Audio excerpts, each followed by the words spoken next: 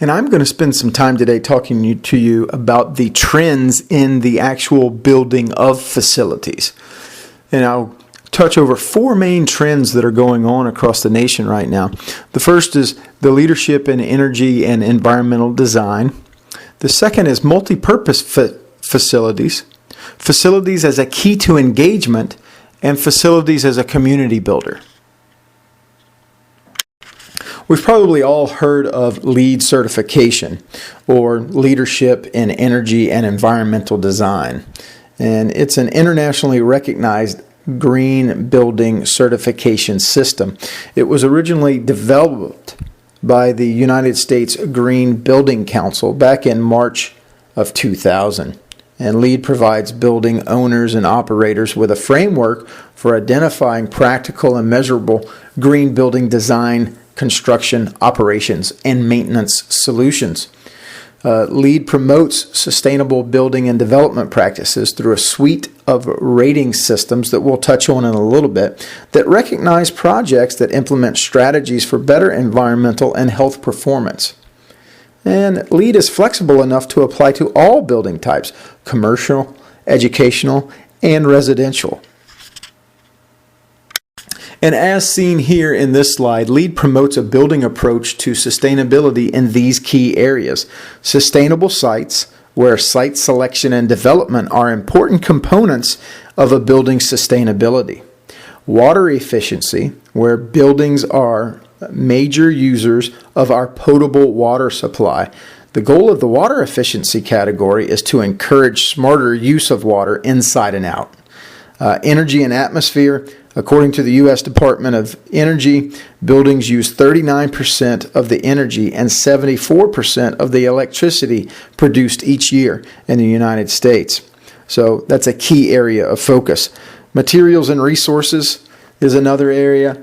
Then we go on to indoor environmental quality, locations and linkages, awareness and education. Innovation and design is a category that provides bonus points for projects that use innovative technologies and strategies to improve buildings' performance well beyond what is required by other LEED credits. And finally, regional priority.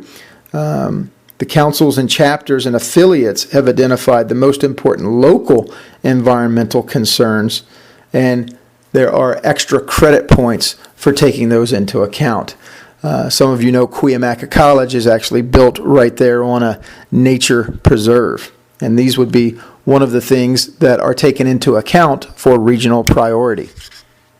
And LEED certified buildings are designed to lower operating costs and increase asset value, reduce waste sent to landfills, conserve energy and water, be healthier and safer for the occupants, reduce harmful greenhouse gas emissions, and they also are designed to qualify for tax rebates, zoning allowances, and other incentives in hundreds of cities across the nation. And when you start talking about certification, it's all based upon a 100-point system that also includes 6 additional points for that innovation and design and 4 points for regional priority. And so buildings can actually qualify for 4 levels of certification. There's the initial or base level of certified, which is 40 to 49 points. The silver certification is 50 to 59 points. Gold is 60 to 79. And finally, there's platinum, which is the highest, which is 80 points or above. And different community college districts shoot for different levels of LEED certification. Moving on to the second trend, which is multi-purpose facilities. You know, most colleges across the nation are landlocked because they were built a long time ago, and then the surrounding communities built around that college for local and easy access. So there's not a lot of room for colleges to expand out and grow out. So when they do rebuild a facility, they keep in mind its multi-purposes. And this particular facility is one at the University of Southern Mississippi. Since I'm down here working on my internship, I snapped a couple of the photos and trends of what's going on in Mississippi right now. And this particular facility, you will see this picture and two others.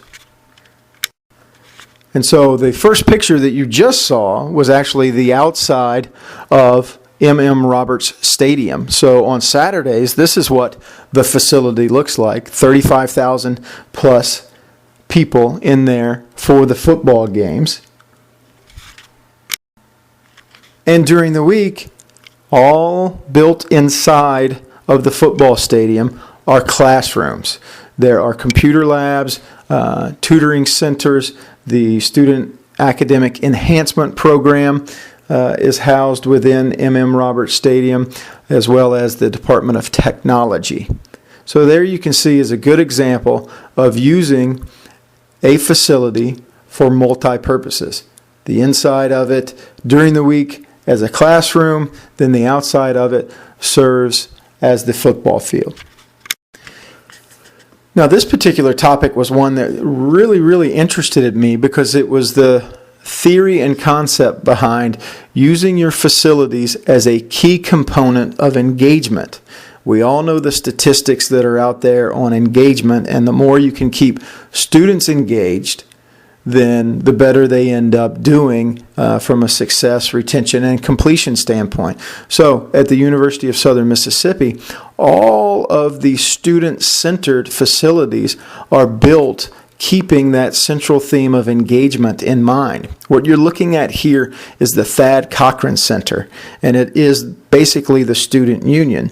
However, it functions much like a mall. It's a 4-story student union that features fresh foods, a Barnes & Noble bookstore, campus post office, a bowling alley, dry cleaning, one of the largest campus bookstores in America with all type of gear.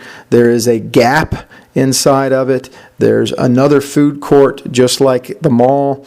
There's 8 billiard tables, video games, and it's also has an indoor swimming pool, weight training, free weights, group exercise classes, racquetball and squash courts. It's just an immense facility that also includes an 1/8 of a mile indoor walking track. So just a huge facility. And again, I said it functions almost like a mall, but the key element in it is that it is something interesting that hopefully is an attractive piece of wanting students to live on campus and be a part of campus life. So we also know the data out there of students that live on campus succeed at a higher rate than those that do not. So if you make that campus environment a key component of engagement, your students are going to succeed at a higher rate. So finally, facilities as a community builder. What you're looking at here is an old dorm, and the amenities that come with this fine, fabulous dorm that was built in the 1940s are a shared bathroom, one large bathroom per floor. It's a 10-story building, tiled floors, old beds, not wired for the latest technology.